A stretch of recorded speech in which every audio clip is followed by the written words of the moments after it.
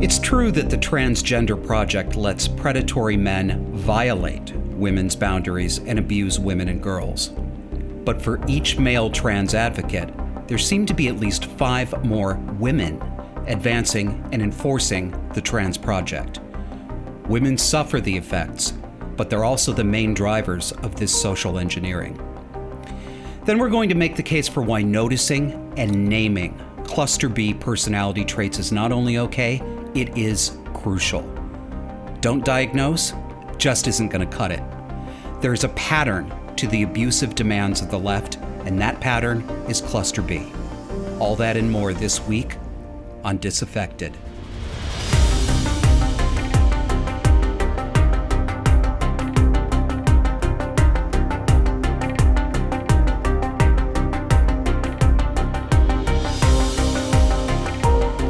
Welcome to Disaffected. I'm Joshua Slocum, and this is the show where we talk about politics, culture, and relationships through a psychological lens. And this is going to be a little bit of a lighter show than usual. We're actually pre-taping it. I have no idea it's going to be a Sunday that you're watching this, and it's some other day when we're pre-taping. I have a lot of things going on in real life. So we had to get it out of the way. So a little bit shorter than usual, but we'll try to make it fun for you. And I will try to do my best. I don't know if I'm coming down with a cold or if it's because I strangled myself in my sleep with my sleep apnea mask last night. But I'm sort of discombobulated. Yet the show must go on, so let's do the show. I got to give my disaffected minions something for the week, right? I'm sorry. Kevin is talking to me in my earphones. He's like, you didn't get the vaccine. You didn't get the vaccine. Okay. So in the interest of getting myself in trouble with feminists again, I want to talk a little bit about some conversations that I had on social media, on Twitter, as I do. But this is a conversation that I've been starting or participating in for, at least a year, maybe 2 years now, about, of all things, of course, trans. And it's hard to have this conversation because all of us these days are so politically on edge that it's hard for us to think in nuance. So we tend to do splitting. We think in black and white, all good or all bad. And that's particularly true on social media. So part of it is the medium on which these conversations happen. But a couple of things are true at the same time that seem contradictory to people. I don't think they're contradictory.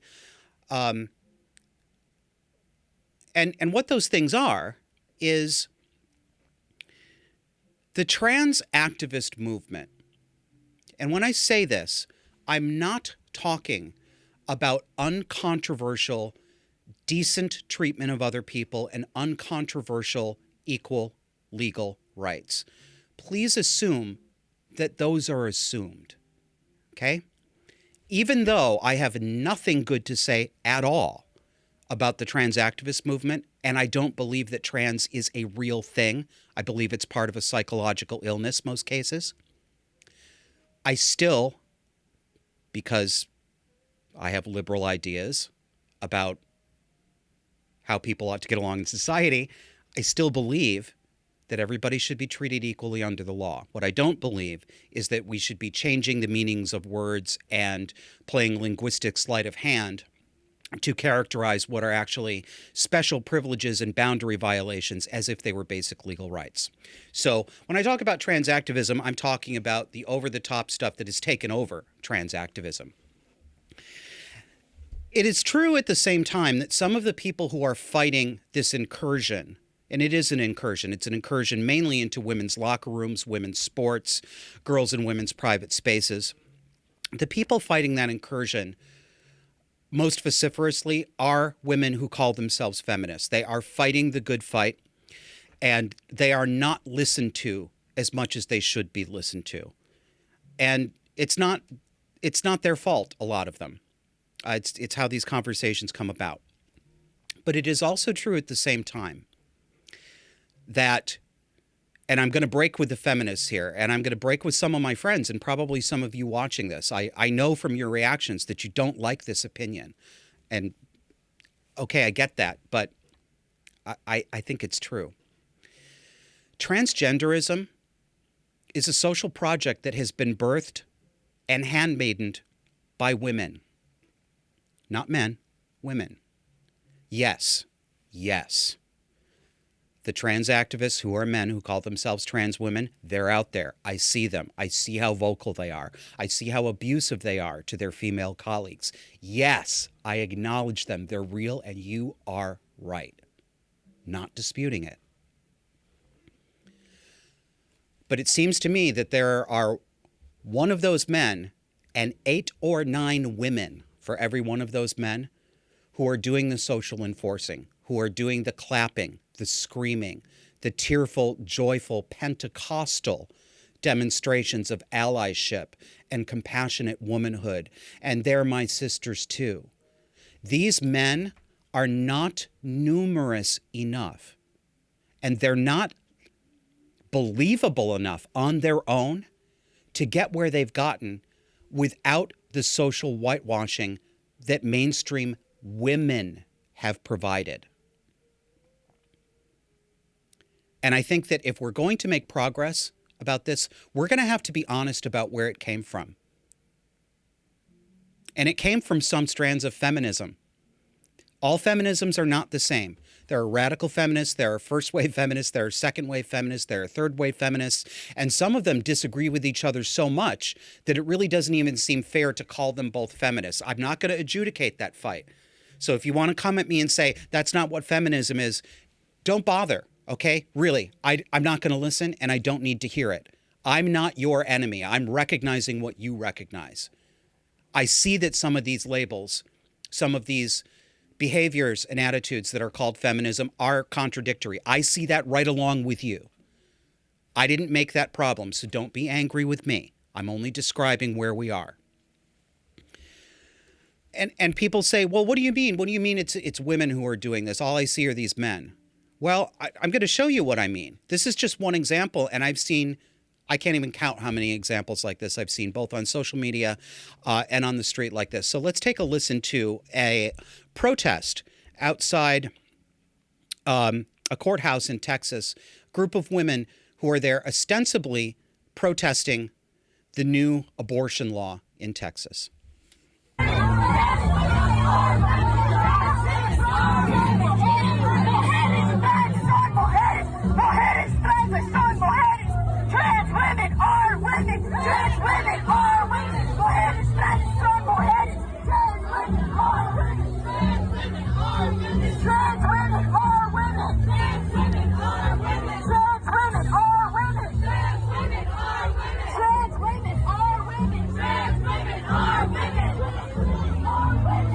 I mean, you can hear what's going on here, right? Trans women are women. Trans women are women.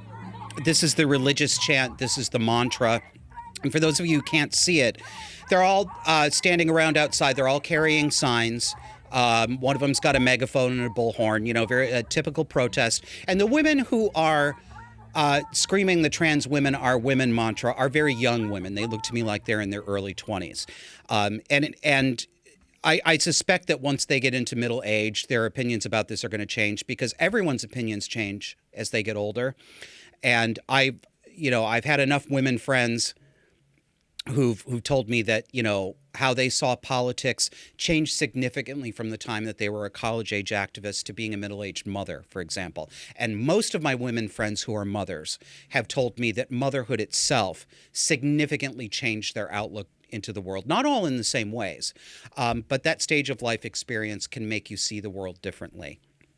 But we are a culture that valorizes youth, and we treat young people as if they are the key to the future. They know everything. We don't just say anymore that we're glad for the energy that goes behind the activism that young people do, because only young people can be quite as energetic about this. One starts to get tired as one gets older in life. But we don't just do that anymore. We act as though they don't only bring energy, but they bring wisdom that we can't possibly understand because we're stupid and old. It's a very strange thing. In our world, apparently, the more experience you get, the less you know. And so I guess really babies and toddlers should be setting the rules for everything. So that's an example of what I'm talking about. Sure, it's just one protest. Sure, it's just one group of women. But I see this numerical imbalance all over the place, and I've seen it for years. It's women who are insisting on putting their pronouns in their email signatures. I see men do it too, but majority women. It's women I see canceling people over not being gender affirming. It's women who smear and destroy the reputations, mainly of other women. Nobody is crueler to women than women are. So I don't know where to leave that except to say that at the same time, I recognize that these abusive men who call themselves trans women, many of whom aren't even really suffering from anything like gender dysphoria. They claim that they are, because that's a sympathy card they get to play. I recognize the damage they're doing, and I know they're there, and I know that they pose a physical danger to the women in whose locker rooms they are parading themselves around. They represent possibly a physical danger to women that women do not represent to men. So I do recognize that asymmetry. But numerically and socially, this would never have happened without women using this as a social agenda that they want to enforce. And I think we need to acknowledge that as we figure out how to deal with it. So moving on to the next segment here, it's also about trans, and I know I'm going to have to say this on many episodes. It isn't really about trans. And it didn't catch my eye just because it's trans and I'm, quote, obsessed with this one small thing. As I've said before, the trans issue today is the most prototypical example that I think we all see of how narcissistic abuse tactics have been normalized, praised, and called working for social justice. There are lots of ways in which that's happened. This one is the preeminent example. So what we're going to talk about here is nominally about a trans woman or trans issues, but it isn't really. It's a lesson in the cluster B abusive mindset and how we have socially normalized and validated cluster B abuse to other people.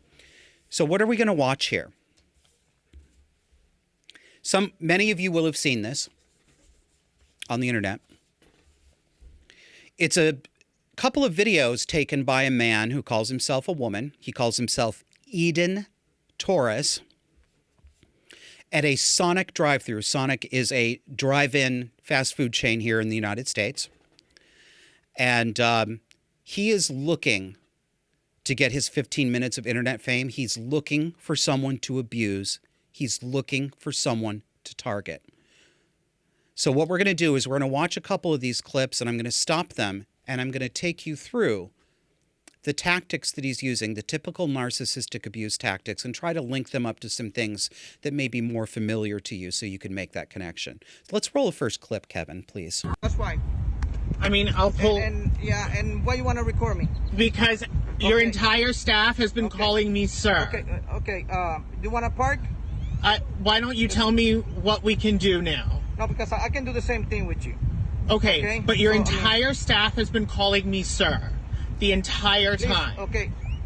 What about me looks like a sir right now? Okay? Okay.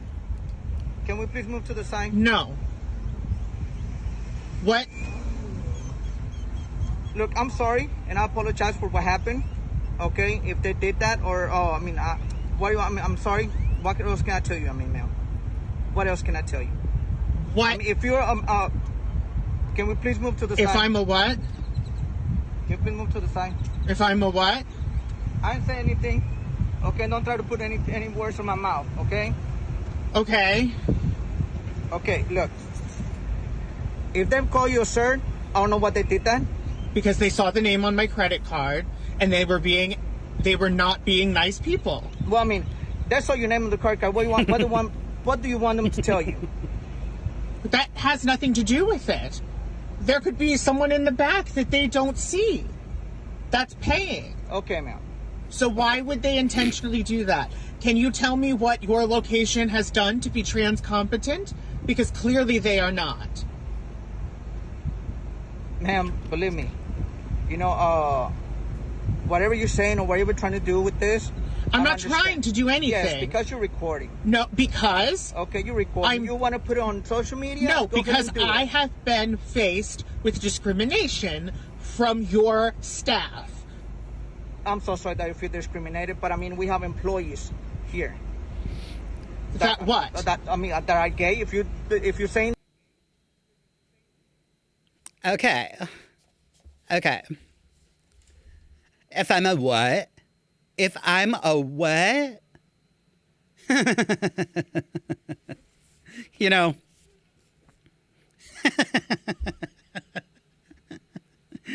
I don't know if my sister is watching this episode. Honey, I hope you are. Because doesn't that remind you of Mother? Doesn't that remind you of the kind of shit she would pull with a waitress at a restaurant? Oh, my God.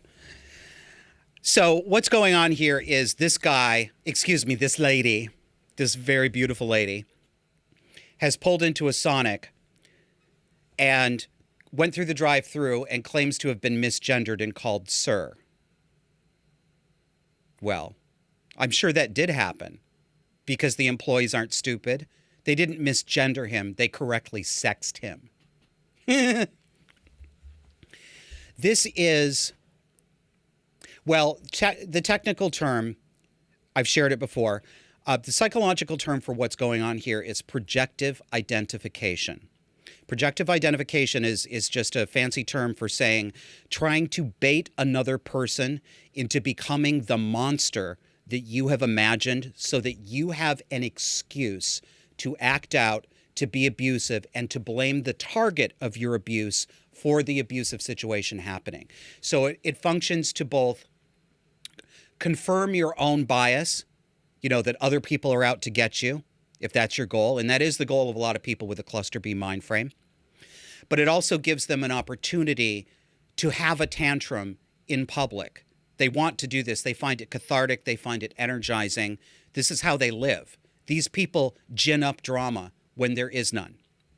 So this is projective identification.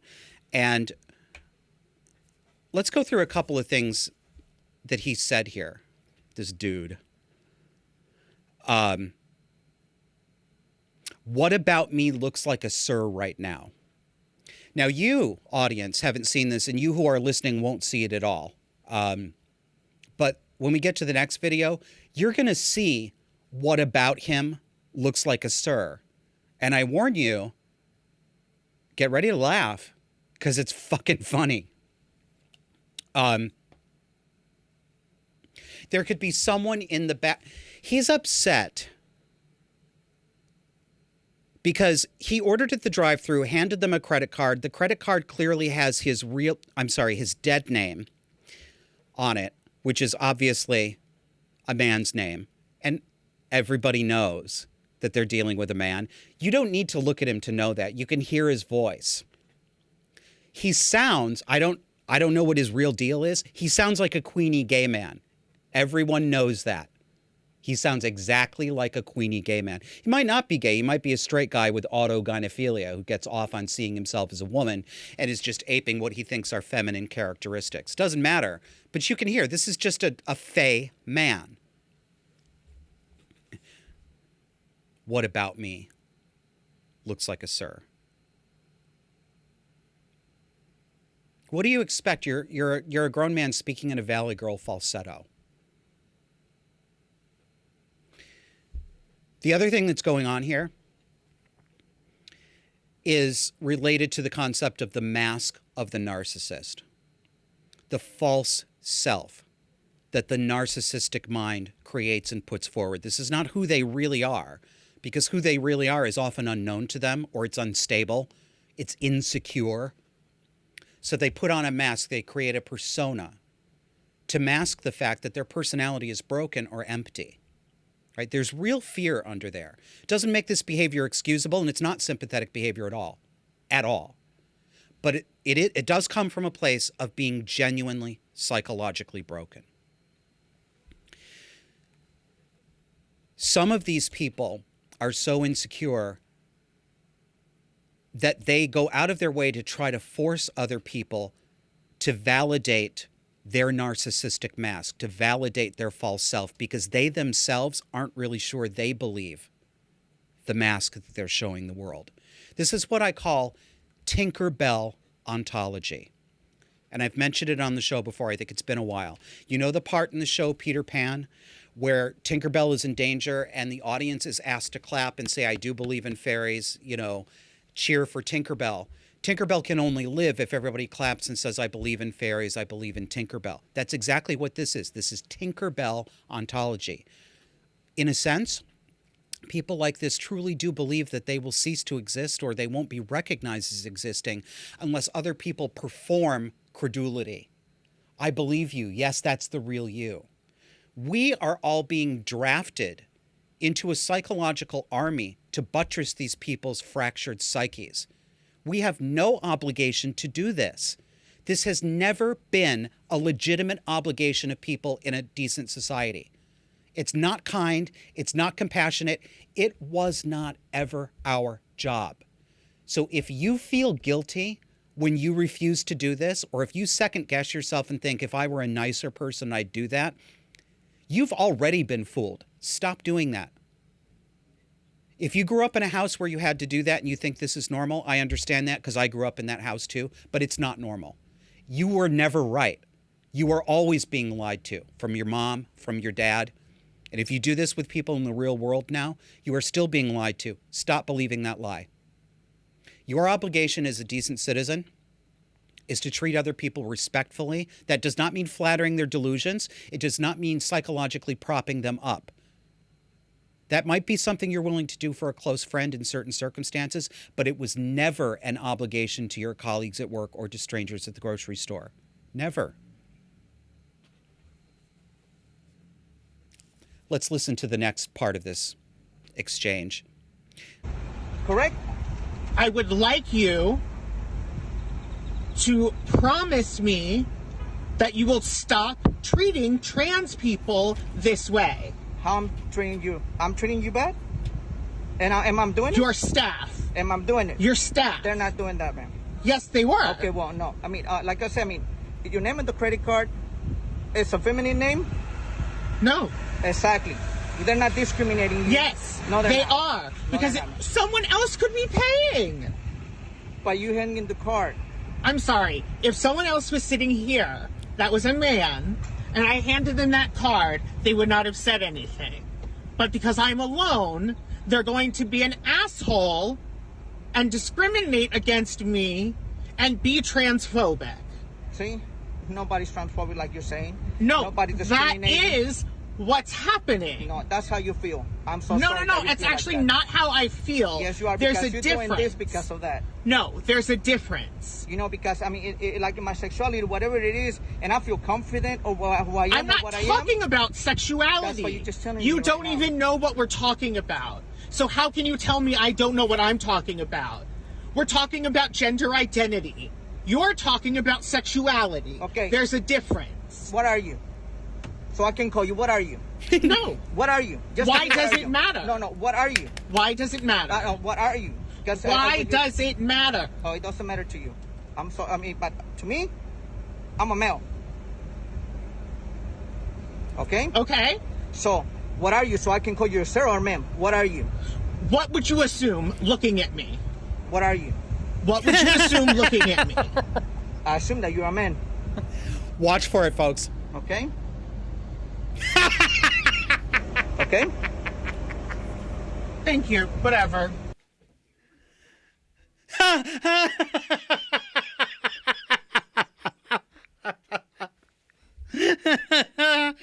Oh, I feel like Stefan on Saturday Night Live. This tranny has everything. Sonic's hottest tranny is Eden Torres. Oh my God. There's so much there. I transcribed some of this so that we can go back through it and take it piece by piece here. And I'll just, I mean, you all, anybody who's listened to this show, you probably know what I think, but, just to articulate it. And of course, I'm speculating here. I'm not a doctor. I can't diagnose. I don't know this person. But in my opinion, I don't need to know this person in real life to know that this behavior is a pattern. This kind of extreme behavior, when we talk about identifying people who probably have cluster B personality disorders, we talk about, is their behavior a pattern? Is it enduring over time? Does it occur in largely the same way in various contexts in different relationships, work, home, etc.? It is in order to discriminate really between people who might be having a bad day, who might be under extraordinary stress but otherwise don't act this way, or people who may have some traits of one of the disorders but that doesn't rise to the level of a clinical disorder. One of the ways to do this is establishing whether or not this is a pattern of behavior. So I can't tell you whether this is with any certainty whether this is a pattern of behavior for Eden, but I'll tell you what I think, and if you ask me under oath, this is what I would say. I believe it is. I think this behavior is what I call a leading indicator. This is not behavior that you see in a normal person, a non-personality disorder person who's having a bad day. Maybe some of you out there can think of a few instances where that would be operative, and if so, okay. But I just don't think you see that often. I don't need to know more than this to know what I'm dealing with, because it's not just this that gives us the clue, is it? It's not just this interaction. What else is it? It's calling yourself trans at all, isn't it? If borderline personality disorder has as one of its core features an unstable self-image and identity problems, insecurity about identity, shifting and fluctuating identity, ideas about your identity in the world that are at odds with reality and may even border into delusional, and that is part of borderline personality disorder, what could you see that would be more indicative of that frame of mind than a man like this, who puts on a wig, an obvious wig, lipstick, an affected facial expression, falsies, fake tits, drives up to a Sonic, tells everybody he's a woman, and throws a fit when they call him sir? That doesn't sound like borderline personality disorder to you? Even if he didn't throw a fit.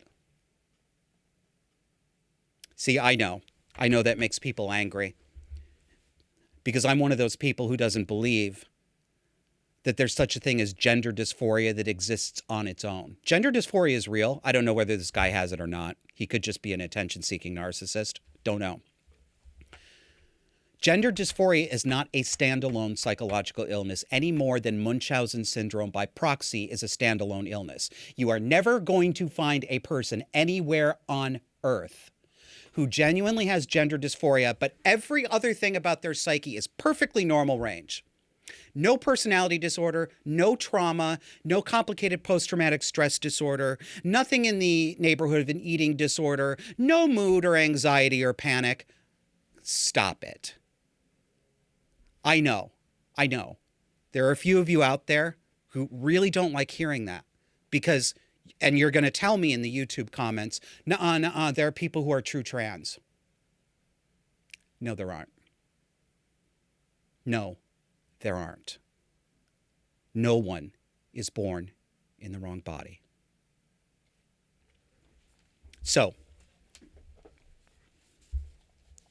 let's go through a few of those exchanges. I like this guy, that Sonic drive-in worker. I'm sorry that he had to go through this, but he did a pretty good job in not rising to the bait. The best thing to do, if you can, and it's very hard to do this in the moment, this guy actually, he kept his cool better than I would have. I would hope that if I were in his shoes, that I would have found a way to exit that more quickly and hand it over to somebody else, because I find that sometimes so provocative in person that I don't do the best job handling it. I'm just not willing to play that bullshit. But he didn't rise to the bait. But really the best way to handle this is to keep the interaction as short as you possibly can.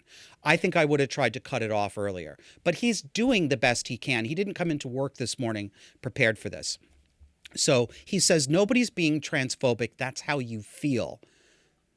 No, that's not how I feel. There's a difference. That's what's happening. That's what's happening. He doesn't like hearing this, that he's projecting his feelings onto other people. And then Eden says, I'm not talking about sexuality. I'm talking about gender identity. There's a difference, and you don't even know what you're talking about. Look, only people who've been involved in this conversation or in one of these communities, or people like me or a lot of you watching, even understand what the term gender identity means. It's nonsense. It's bullshit. It doesn't exist. Yeah, I know we talk about it all the time, but you want an example of a social construct? Gender identity is your social construct. It's made up out of words. It has no substance. There's no such thing as feeling like a man or a woman. And this is the consequence also of the fact that the lesbian and gay community has been colonized by these people. I'm sorry to say, with a lot of cooperation from us. Oh, yeah, you're under our umbrella. You know, you've been treated badly, so we want to, treat you as our brothers and sisters. We invited him in, too. Don't be surprised that the rest of the world out there outside our small sexual minority doesn't know what the hell this is and thinks we're all the same. Because it just looks like a freak show to normal people, doesn't it? You don't even know what you're talking about.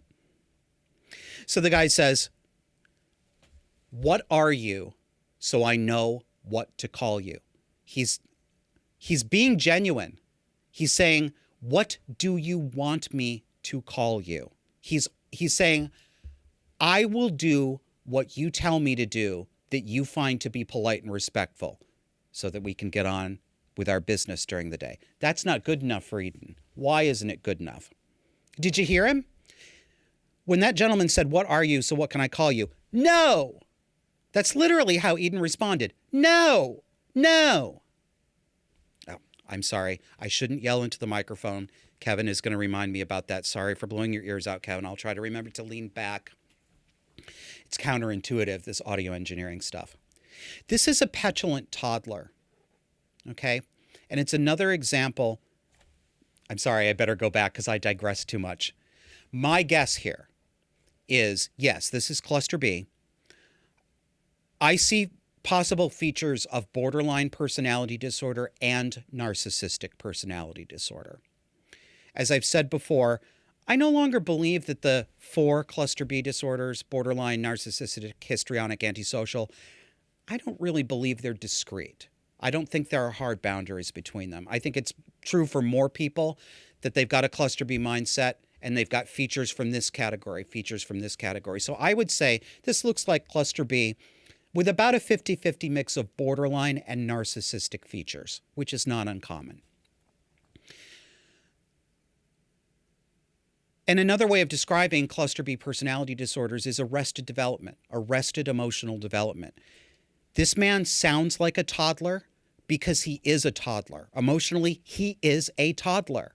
I'm not saying that to be sarcastic or to be cute or to sound funny or even to sound bitchy. I'm saying it literally. His emotional maturation has not progressed past the toddler stage, probably from some combination of parental and caregiver abuse and neglect. You know, it reminds me, with all this flipping out about this, I got an email at work this week, unconnected to this show, but I got an invitation from a podcaster who does a podcast in the nonprofit field that I work in, who wanted me to be a guest on the show. Very polite correspondent. But she addressed me in the email as Ms. Slocum, not Mrs. Slocum from Are You Being Served? And yeah, I did peek through the letterbox and saw her pussy. If you don't know that joke, it's about an English comedy show called Are You Being Served? Look it up. So Kevin's talking to me in my ear again. I don't know that joke. Look it up, Kevin. So I get this email addressed to Miss Slocum. And just as I suspected, about 30 seconds after that email came in, this extraordinarily apologetic email comes in from my correspondent in all caps. Oh my gosh, I am so sorry. I was typing on autopilot. I didn't mean to, da da da da da. And I really felt bad for her.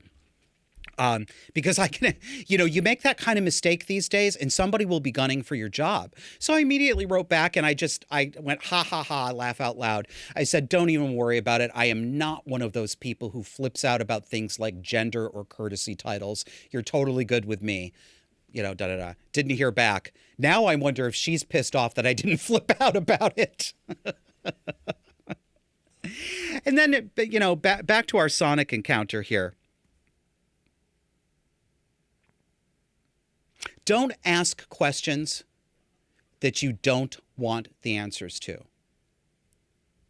Eden asks questions that he doesn't want the answer to. And the big one, what would you assume I am looking at me?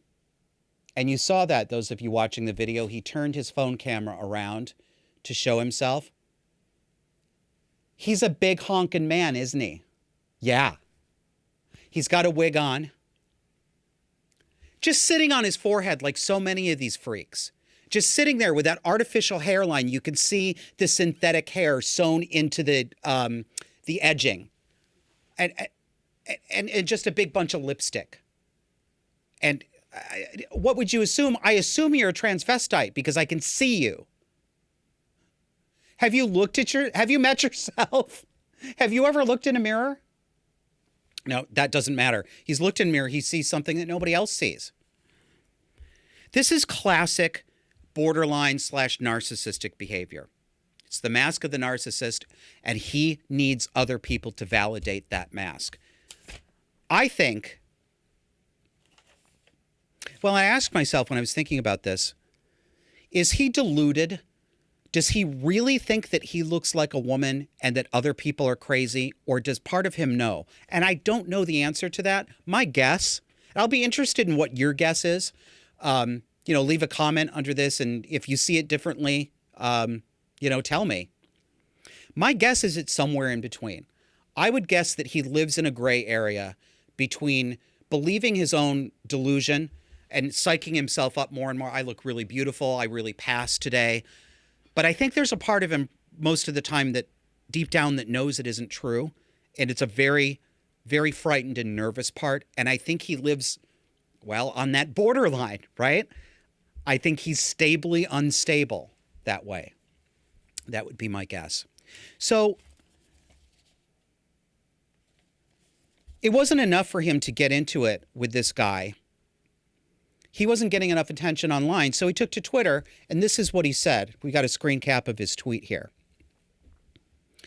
Eden Torres says, 1.1 million views and countless trans people commenting, confirming that this is discrimination and transphobia, and all caps, not one word from Sonic Drive-In. All I want is them to hire a trans-led organization to train every single employee on how to properly affirm us.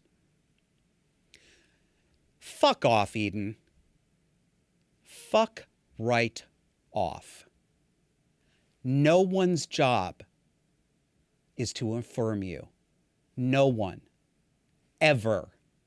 Not even your mother. You are a grown man.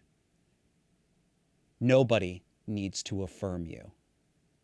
You want something that'll do you some good? Try dialectical behavioral therapy. Try going to a therapist and being honest. Work on your trauma disorder. Work on your personality disorder. That's what would do you some good. But you won't. You won't.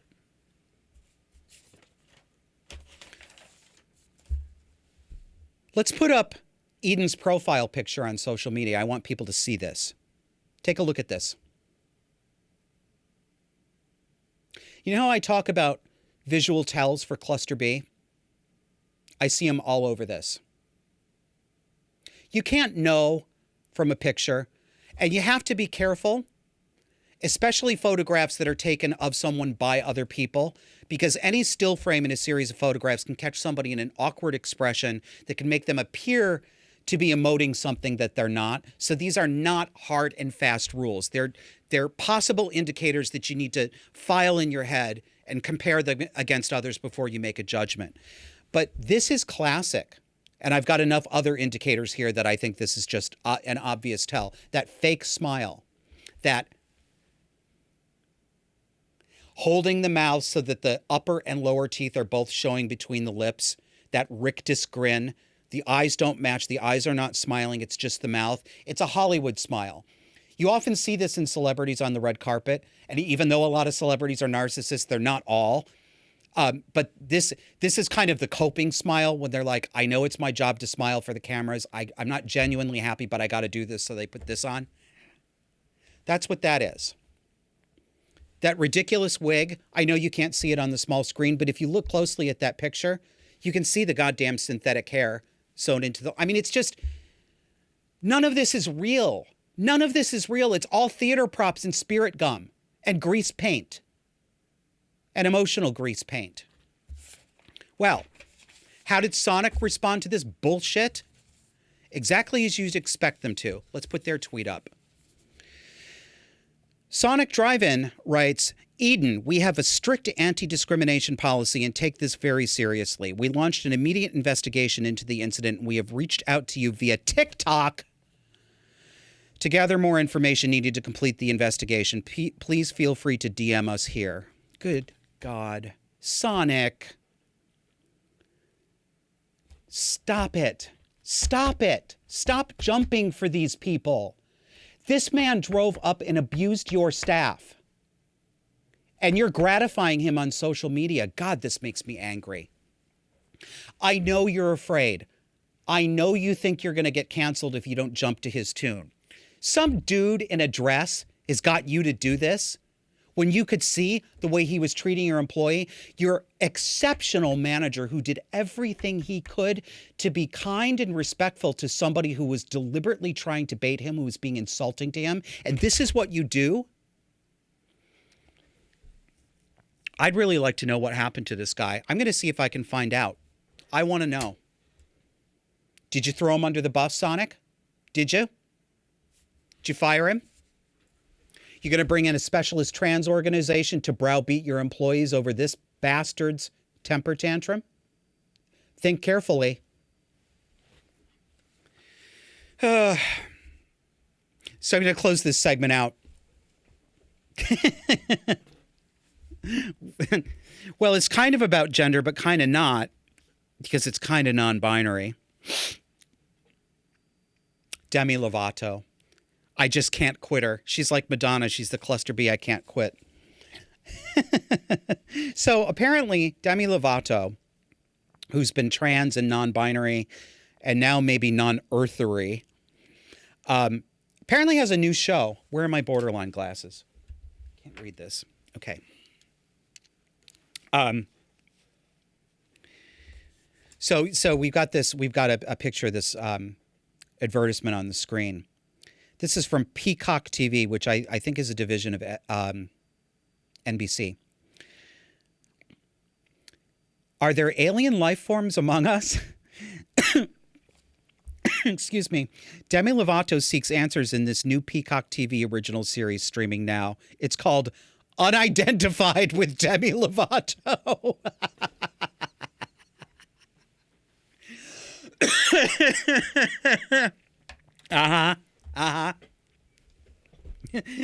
I was teasing Kevin, the producer, about this because he likes aliens and he's kind of more a believer in the possibility of extraterrestrials traveling around than I. He may be right. I don't think I believe in it, but you know, who knows?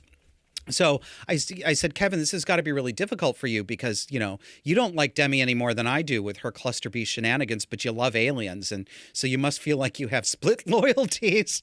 And he said, the first thing I thought when I saw this was E.T. Phone Home. And if she really is an alien, he said, I kind of feel bad that they left her here. I know, honey, I know. Do you know what this is? This kind of stuff? The Demi Lovatos, the Sam Smiths, the singer who says he's trans and then he's non-binary and everybody's terrible for not recognizing it.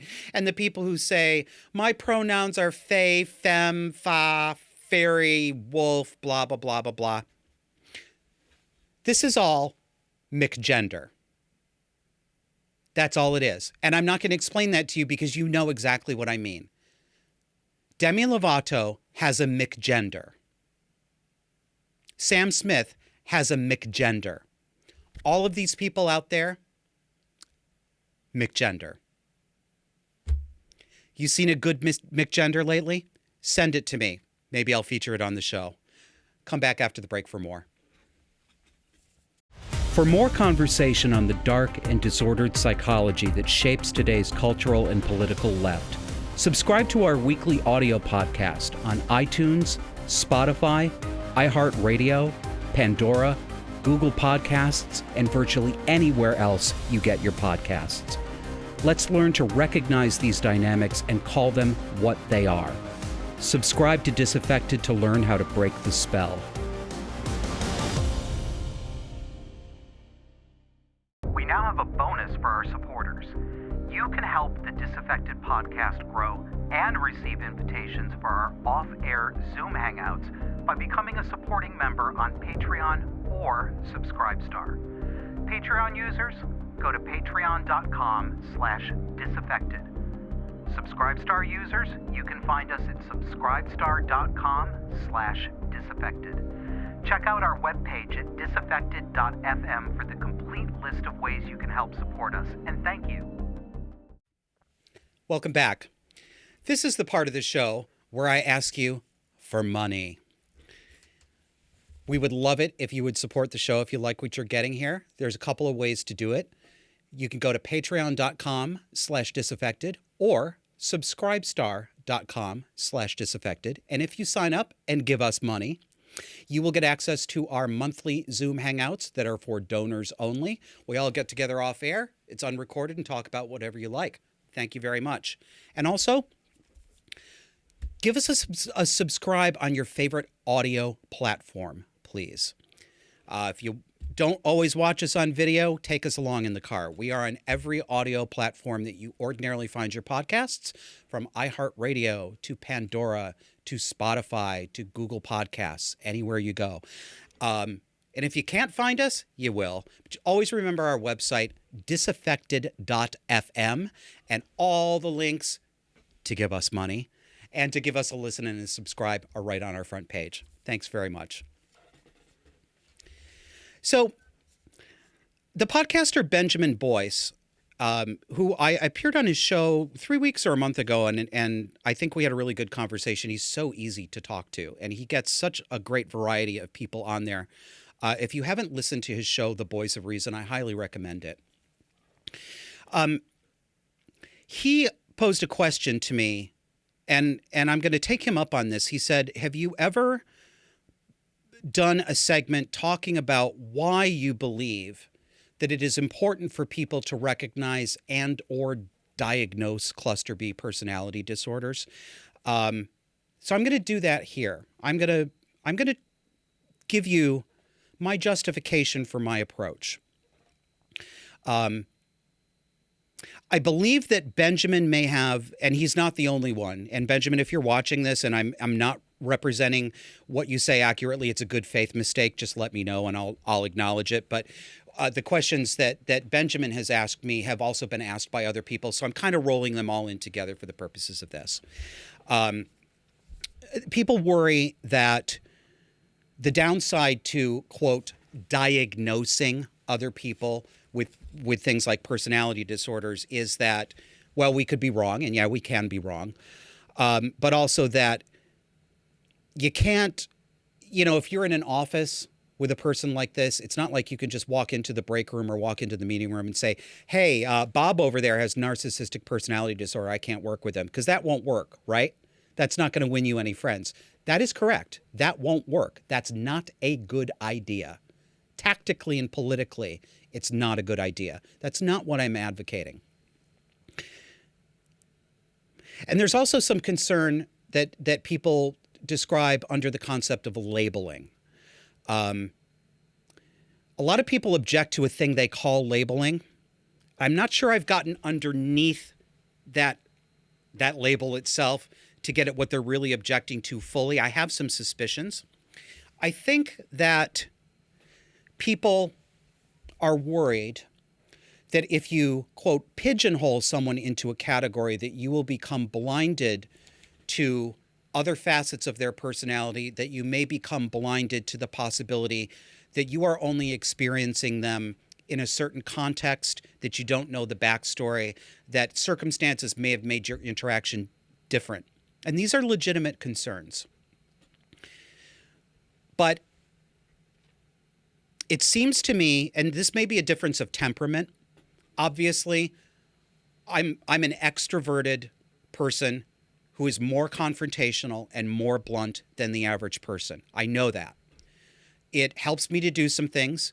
It also can be a drawback. I can and do put my foot in my mouth. I recognize that. But I would want to say to people who are less confrontational, especially those who are convinced that people like me are more of a problem than we are a help. Sometimes people like me think that about people like you too. We think that you are too soft. We think that, well, I will say I think that.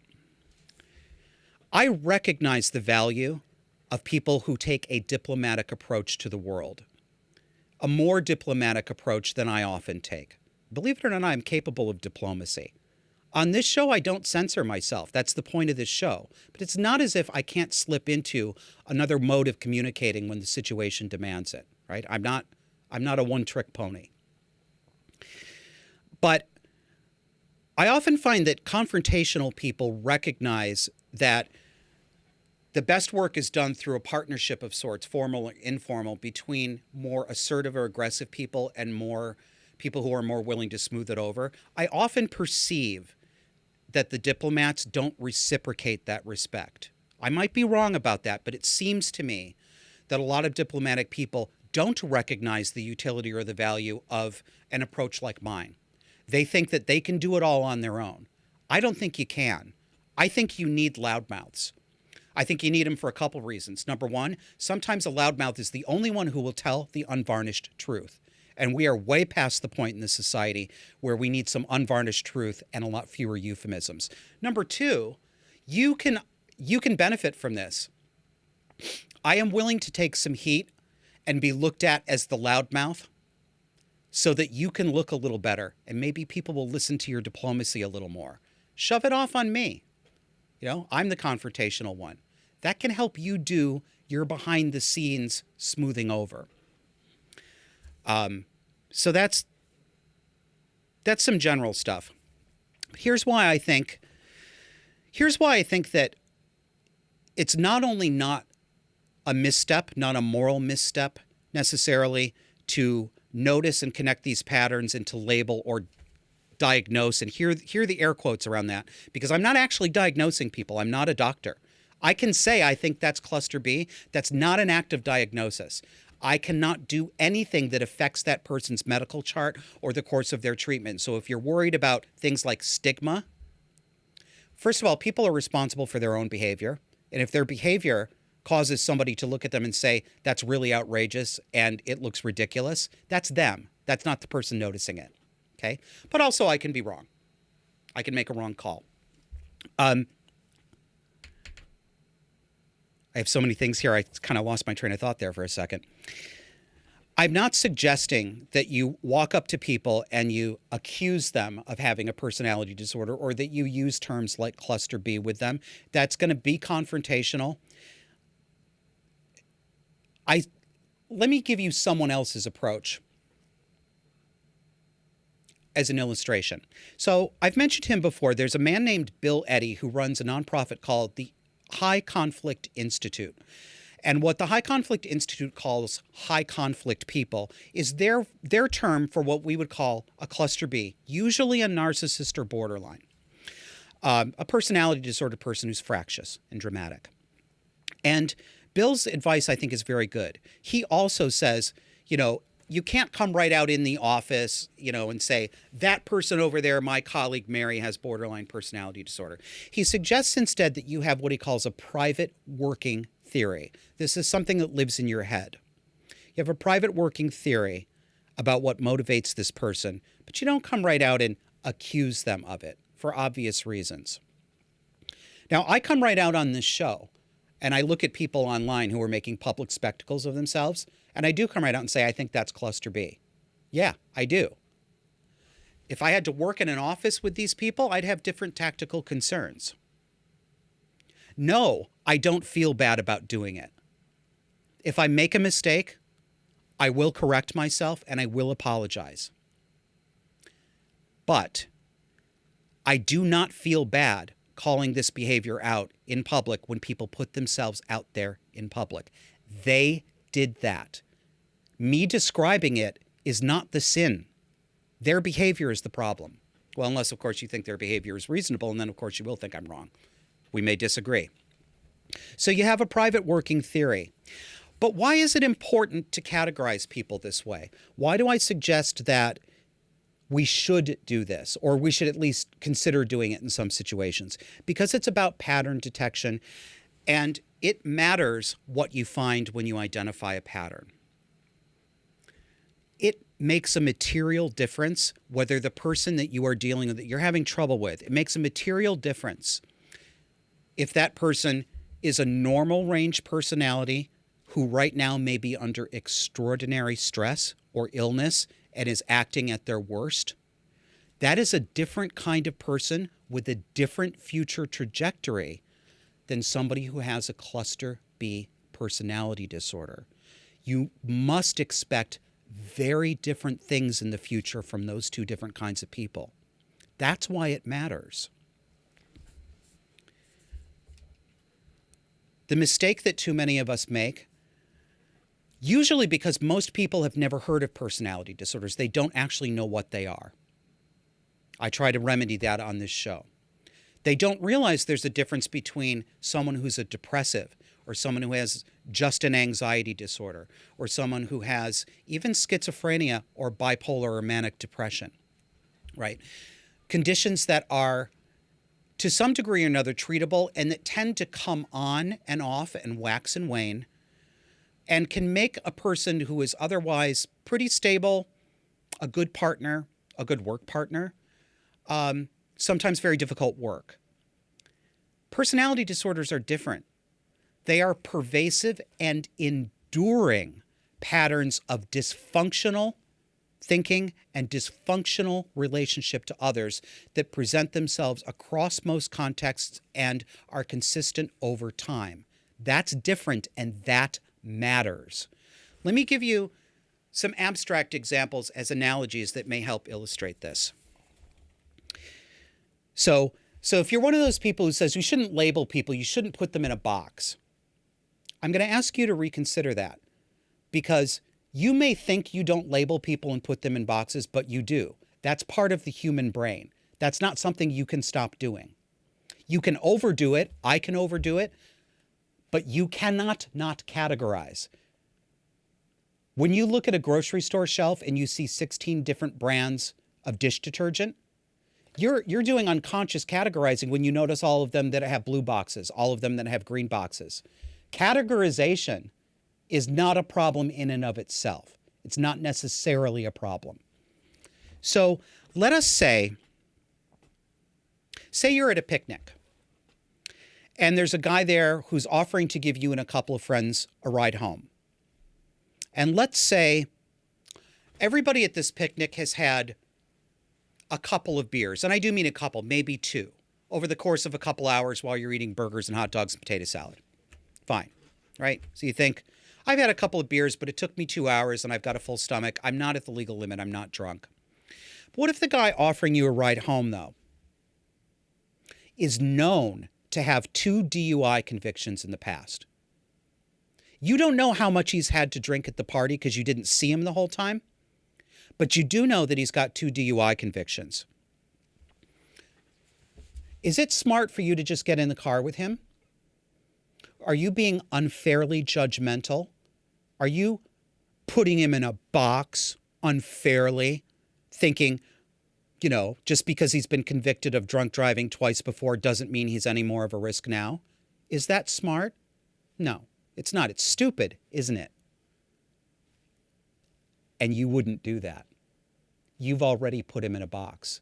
You categorized him because you're sensible and you don't want to get killed, right?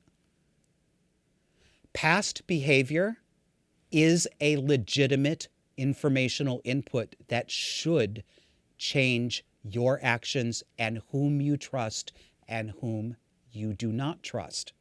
This isn't really controversial. You could say this. Say you've got a group of friends and there's a guy who's hanging around when you go out to the bars or the clubs. Say you got a group of women friends. This guy comes along, he's good looking, he's flirtatious, but you're not quite sure about him. You don't know how safe he is. And he's into one of your friends. What if you happen to know this guy's a rapist? There's nothing in his outward demeanor that would tell you that. You can't know that, but you know socially. You know that guy has raped before. Maybe he's been convicted of it. Maybe it was your best friend and you know what happened because you believed her. Are you unfairly stigmatizing him by saying, this man is now in the category of never trust. This man is in the category of, as soon as I can get my girlfriend alone in the women's room, I'm going to tell her about him because I don't want to see her go home with him because I know what's going to happen. That makes a difference. You have to categorize him. You would be stupid not to take the information you know about his history of sexual assault into predicting his future behavior. This is why you need to do this when it comes to things like cluster B, narcissism, borderline, psychopathy. What you are likely to get from a person with a personality disorder is more of the same.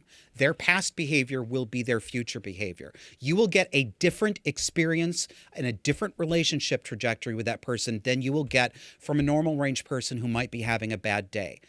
You should be discriminating between these people. This is the same thing as many of the basic lessons that we hope our parents teach us when we're children. There are different kinds of people in the world. There are people who are helpers and people who are hurters. Here are some of the ways to know the difference. Here's what can happen if we mistake a hurter for a helper. This is categorization. This is mental discrimination. Or if you prefer, does this sound better to you? Discernment. You must discern among them and between them. That's why this matters. And one way you could push back on that, you could say, but you don't have to put a label on, you don't have to diagnose. Well, first of all, I don't really know why people are so hung up about that. And if you are someone who really is reactive to the idea of labeling or diagnosing, I ask you to please just have a conversation with yourself. See if you can figure it out, because there seems to be something about that very word that sets some people off. I don't know why, but it seems to indicate sin, sin, sin. It's almost Pavlovian. So I'm trying to get my point across here, but I'd also like to ask such people to examine why they're so emotionally reactive to that. Is there really a good reason, or have you just trained yourself into it?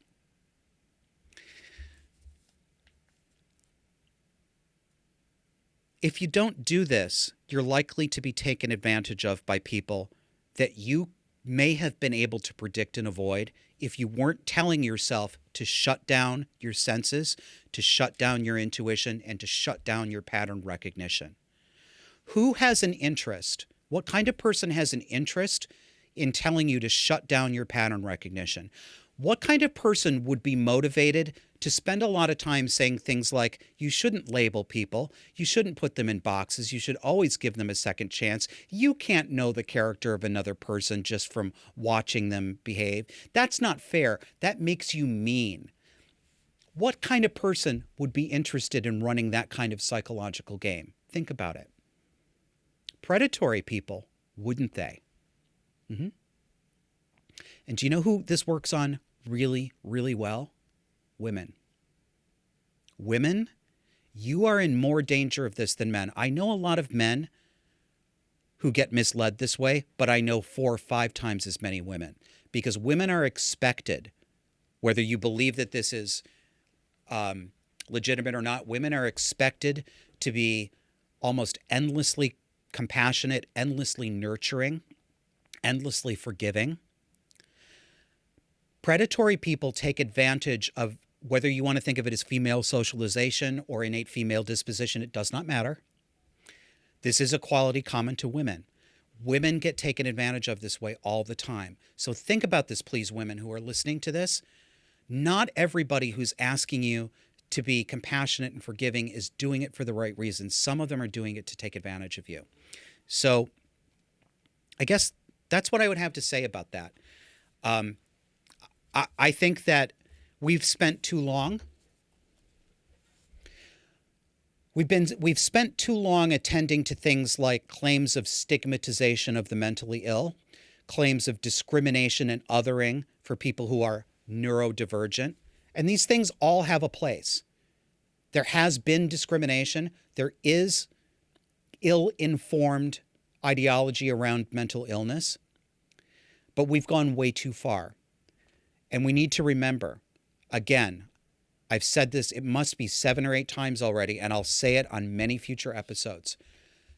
When you hear the term mental illness, stop for a second. Stop and think it through step by step. Because the emotion that you associate with that, and I know this because I do it too, and I see it in everybody. The first emotion that comes up is sympathy. You think, oh, the poor mentally ill who no one is taking care of and everyone doesn't trust and they're probably stigmatized against. That's automatic in our society. You can't really avoid it. Stop. Examine that. The mental illness you're thinking of is not the same kind of mental illness as a cluster B personality disorder. Not the same. Don't extend your sympathy to people who've already shown you that they can't be trusted with it. That's the show. Thanks for joining me. I'll see you again next week.